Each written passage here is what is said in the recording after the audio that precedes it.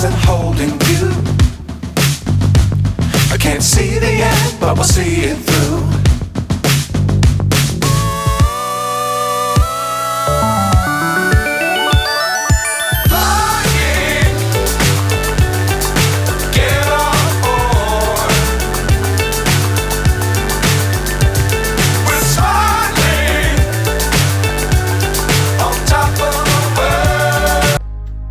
नमस्कार दोस्तों, कैसे हैं आप सब। दोस्तों, महिलाओं के खिलाफ यौन अपराध बढ़ते ही जा रहे हैं, जो कि हमारी सोसाइटी, मानसिकता, सोच और समझ पर एक बड़ा प्रश्न उठा रहे हैं। हर रोज इतने केस आ रहे हैं कि शायद हम अंदाजा भी नहीं लगा सकते, क्योंकि गिनती में केवल वही केस आते हैं जिनकी रिपोर्ट दर्ज होती है। लेकिन सोच कर देखिए, ऐसे कितने केस होंगे जो सामाजिक प्रेशर, इज्जत ना उछल जाए या पुलिस प्रशासन द्वारा दबा दिए जाते होंगे, या फिर उनकी शिकायत ही दर्ज नहीं की गई होगी। अखबार हमारे सामने हैं जहां बहुत सारे ऐसे केस आते हैं कि कहीं पीड़ित न्याय के लिए आत्मदाह करने या आत्महत्या तक कर लेते हैं, लेकिन कार्रवाई नहीं होती। बहुत से लोग मुझे मेरे इंस्टाग्राम में इनबॉक्स करके पूछते हैं, मैसेज करके पूछते हैं कि ये क्राइम कैसे रुकेंगे, दहेज कानूनों का दुरुपयोग कैसे बंद होगा, या मैरिटल रेप को लेकर कानून क्यों नहीं बनाया जाता, या फिर शादी होने के बाद यौन संबंध बनाना अधिकार है या एक प्रताड़ना का स्तर है। आज की इस वीडियो में हम ऐसे ही सभी प्रश्नों के उत्तर जानने की कोशिश करेंगे कि आखिर इन सब प्रश्नों को लेकर प्रावधान क्या है हमारे कानून में। सबसे पहले बात करते हैं मैरिटल रेप को लेकर। मेरा एक छोटा सा प्रश्न आप लोगों से कि मैरिटल रेप शब्द कहां से उपजा। मैरिटल रेप को कानूनन अपराध ना मानना या गुड रेप और बैड रेप जैसे शब्दों को लेकर अक्सर बहस सोशल मीडिया पर छिड़ी रहती है। सबसे पहले मुझे ये बताइए कि गुड रेप या बैड रेप क्या होता है। रेप होता है जो कि पहले से ही कानूनन अपराध की श्रेणी में आता है।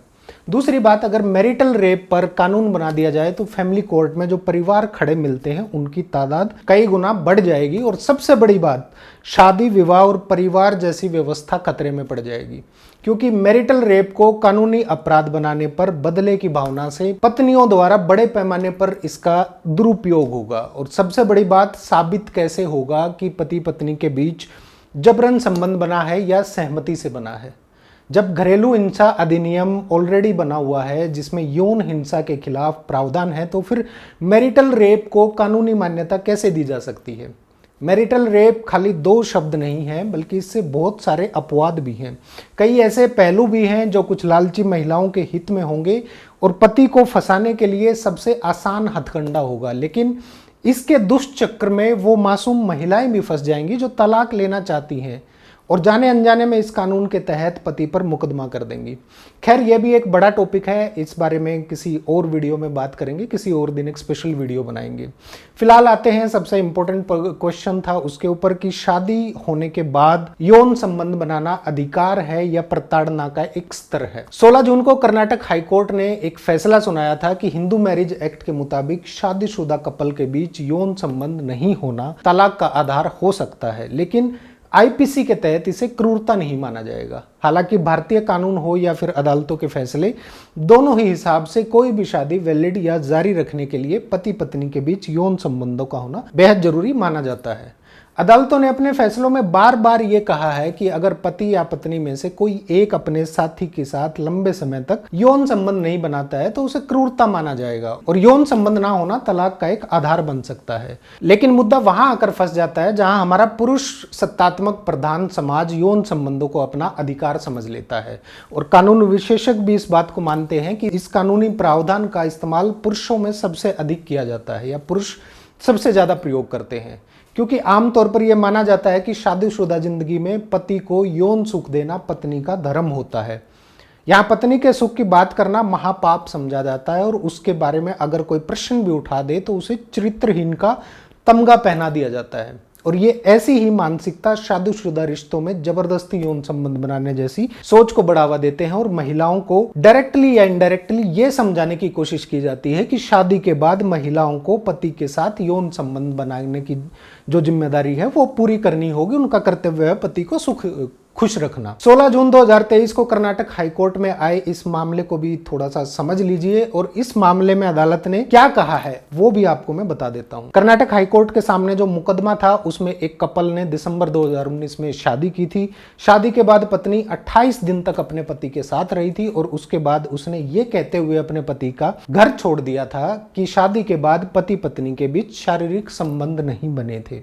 उसके बाद फरवरी 2020 में महिला ने 2 मुकदमे दायर किए। पहली एप्लीकेशन शादी खत्म करने की या तलाक की दी थी और दूसरा मुकदमा आईपीसी के सेक्शन 498A के तहत दायर किया था। आईपीसी की इस धारा में पति और उसके परिवार की तरफ से पत्नी के ऊपर जुल्म ढाने से रोकने का प्रावधान है। महिला ने आरोप लगाया कि उसका पति ब्रह्म कुमारियों का अनुयायी है, जो ब्रह्मचर्य का पालन करने वालों का ग्रुप है। इसके अलावा महिला ने यह भी दावा किया कि उसके पति ने उसके साथ तब तक शारीरिक संबंध नहीं बनाए जब तक वो अपने मायके से फ्रिज, सोफा सेट और टेलीविजन लेकर नहीं आई।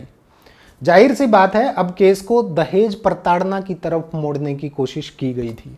लेकिन नवंबर 2022 में दोनों की शादी को कोर्ट ने खत्म कर दिया, तलाक हो गया और कर्नाटक हाईकोर्ट ने इस बात पर सहमति जताई कि शारीरिक संबंध नहीं बनाना क्रूरता है और ये वैवाहिक रिश्ते को खत्म करने का एक वैलिड ग्राउंड है, एक वाजिब आधार है। और इसके बाद हाई कोर्ट ने यह भी कहा कि इस बात का कोई सबूत नहीं है कि भारतीय दंड संहिता आईपीसी के तहत महिला के साथ कोई क्रूरता की गई है। शादीशुदा जीवन में यौन संबंधों का नहीं होना, इसको कानूनी रूप से 2 स्तर पर अलग अलग तरह से देखा जाता है। अगर पति या पत्नी में से किसी की नपुंसकता या इम्पोर्टेंसी के कारण से यौन संबंध नहीं बन पाते हैं तो हिंदू कानून के तहत ऐसी शादी को शून्य कर दिया जा सकता है और पति या पत्नी में से कोई भी शादी को रद्द किए जाने की मांग कर सकता है। लेकिन अगर शादी के बाद पति पत्नी में शारीरिक संबंध बन चुके हैं और उसके बाद में पति या पत्नी में से कोई भी एक दूसरे को यौन सुख से वंचित रखता है तो पति या पत्नी में से कोई भी इसको आधार बनाकर तलाक की मांग कर सकता है कि पार्टनर ने उसे यौन सुख से वंचित रखकर उसके साथ निर्दयता की है या उस पर जुल्म किया है। कई जानकारों का यह भी कहना है कि सभी धर्मों के लोगों की शादियों में तलाक का ये कानूनी आधार मौजूद है। वैवाहिक संबंध में क्रूरता करने पर सजा देने का भी प्रावधान मौजूद है। आईपीसी के सेक्शन 498 498A में ये प्रोविजन है कि अगर पति या उसके परिवार के लोग या फिर रिश्तेदार पत्नी पर ऐसे जुल्म ढाते हैं जिसमें पत्नी की सेहत को खतरा हो सकता है या फिर पत्नी पर धन संपत्ति की अवैध मांग पूरी करने का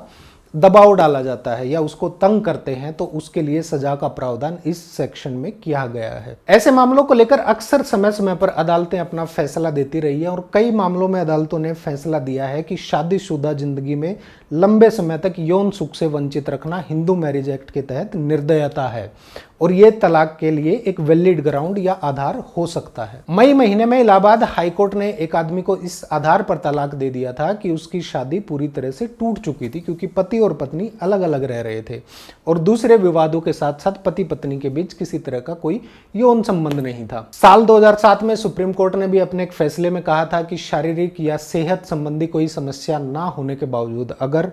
पति या पत्नी में से कोई भी लंबे समय तक एक तरफा तरीके से यौन संबंध बनाने से इनकार करता है तो इसे मानसिक प्रताड़ना का एक वाजिब आधार माना जाएगा, एक वैलिड ग्राउंड माना जाएगा और इसके लिए कितने समय तक यौन संबंध बनाने से इनकार करने को क्रूरता माना जाएगा ये भी केस के तथ्यों पर निर्भर करेगा, उसके फैक्ट्स पर डिपेंड करेगा। 2012 के एक मुकदमे में दिल्ली हाईकोर्ट ने एक आदमी को तलाक दे दिया था जिसमें दावा किया गया था कि उसकी पत्नी ने 5 महीने के दौरान उसके साथ केवल 10-15 बार ही यौन संबंध स्थापित किए थे और शारीरिक संबंध बनाने के दौरान उसकी पत्नी एक मुर्दे की तरह पड़ी रहती थी।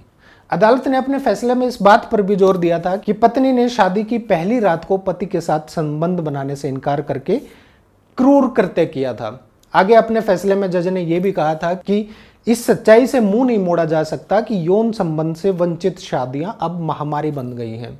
यौन संबंध की पवित्रता और इसकी वजह से शादीशुदा रिश्तों में जो नई ऊर्जा आती है वो भी कमजोर होती जा रही है। हालांकि शादी के पहले साल कानून किसी भी जोड़े को तलाक की किसी भी कपल को तलाक की इजाज़त नहीं देता जब तक उनके संबंध में बेहद निर्दयता ना दिखाई पड़ती हो या पति पत्नी में कोई एक चरित्रहीन हो या किसी दुराचार में लिप्त हो। पिछले साल अप्रैल में दिल्ली हाईकोर्ट ने कहा था कि अगर कोई कपल शादी के पहले ही साल में यौन संबंधों से इनकार करने को आधार बनाकर तलाक लेना चाहे तो यौन संबंध से वंचित रखने को असाधारण जुल्म नहीं माना जा सकता। वैसे तो यौन संबंध से वंचित रखने को आधार बनाकर तलाक लेने का ऑप्शन पति और पत्नी दोनों के लिए अवेलेबल है, लेकिन ऐसा माना जाता है कि पुरुष इस मुद्दे को तलाक का आधार ज्यादा बनाते हैं। पारिवारिक वाद विवाद से जुड़े कई जानकारों का कहना है कि महिलाएं आमतौर पर यौन संबंधों से वंचित रखे जाने को क्रूरता नहीं मानती, लेकिन पुरुष इसे जुल्म मानते हैं, क्योंकि ऐसे 10 मामलों में से 8 या 9 शिकायतें पुरुष ही लेकर आते और तलाक का ये आधार महिलाओं के लिए नुकसानदेह बन जाता है, क्योंकि अक्सर महिलाएं तलाक से बचने के लिए जबरन यौन संबंध बनाने के लिए मजबूर हो जाती हैं। ऐसा माना जाता है कि अगर महिला तलाक लेने के लिए इस बात को आधार बनाती भी है तो उसके साथ दूसरी शिकायतें भी जोड़ दी जाती हैं, जैसे कि जब तक महिला के साथ मारपीट नहीं होती या पति किसी दूसरी महिला के साथ संबंध नहीं रखता तब तक महिलाएं यौन सुख से वंचित किए जाने को तलाक की वजह नहीं मानती। अब प्रश्न उठता है कि क्या इसका मतलब यह है कि कोई इंसान अपने जीवन साथी को यौन संबंध बनाने के लिए मजबूर कर सकता है? लेकिन किसी भी आइडियल सिचुएशन में इस सवाल का कोई जवाब नहीं है, क्योंकि पति अगर पत्नी को अपने साथ यौन संबंध बनाने के लिए मजबूर करता है तो उसे हिंदू मैरिज एक्ट और इंडियन पिनल कोड दोनों के तहत क्रूर माना जाएगा और इसमें तलाक लेने की वजह भी बनाया जा सकता है इसको। 2021 में केरल हाईकोर्ट ने कहा था कि अगर कोई पुरुष अपनी पत्नी के साथ बिना उसकी सहमति के शारीरिक संबंध बनाता है तो इसे शारीरिक और मानसिक दोनों तरह से क्रूरता माना जाएगा, और ऐसी ही परिस्थितियों को देखते हुए मैरिटल रेप जैसे शब्दों की रचना हुई है, उनकी उत्पत्ति हुई है। और कहीं ना कहीं इसका संबंध इस सोच से भी है कि जिसमें शादीशुदा रिश्ते में शारीरिक संबंध बनाना एक महिला का कर्तव्य माना जाता है, क्योंकि अक्सर वैवाहिक संबंध में पति को शारीरिक सुख देना पत्नी का कर्तव्य माना जाता है और पति के हक के तौर पर इसे देखा जाता है। हालांकि यह मामला आज भी सुप्रीम कोर्ट में लंबित है कि शादीशुदा कपल्स के बीच बिना सहमति के शारीरिक संबंध बनाने को बलात्कार माना जाए या नहीं माना जाए। वैसे तो मैरिटल रेप को बलात्कार के बराबर नहीं माना जाता, लेकिन फिर भी इसके लिए आईपीसी के सेक्शन 498A जैसे अलग अलग कई सेक्शंस के तहत सजा दी जा सकती है। साथ ही साथ लिव इन रिलेशनशिप के बारे में बता दूं कि लिव इन संबंधों को गैर कानूनी नहीं माना जाता है, हालांकि इसके लिए कोई कानून भी नहीं है। लिव इन संबंधों में कई बार यौन संबंधों का मुद्दा उठता है, खासतौर पर तब जब ऐसे संबंध शादी में तब्दील नहीं हो पाते हैं। इस पर सुप्रीम कोर्ट ने कहा कि अगर कोई पुरुष किसी महिला से शादी का झूठा वादा करता है जिसे पूरा करने का उसका कोई इरादा नहीं होता और उस वादे की वजह से महिला शारीरिक संबंध बनाने के लिए राजी हो जाती है, तब ऐसे यौन संबंध को आईपीसी के तहत बलात्कार माना जाएगा। उम्मीद करता हूं कि यौन संबंधों को लेकर या मैरिटल रेप को लेकर जितने भी लोगों के सवाल थे उनके उत्तर सबको मिल गए होंगे। मैरिटल रेप एक बड़ा विषय है जिसके बारे में हम अलग से एक वीडियो में बात करेंगे, इसके सभी पहलुओं के बारे में बात करेंगे। इससे संबंधित प्रश्न जो भी हैं वो आप लोग कमेंट बॉक्स में पूछ सकते हैं, मैं पूरी कोशिश करूंगा जवाब देने की। उम्मीद है जानकारी आप लोगों को पसंद आई होगी। कमेंट करके वीडियो को शेयर जरूर कर दीजिएगा। नमस्कार।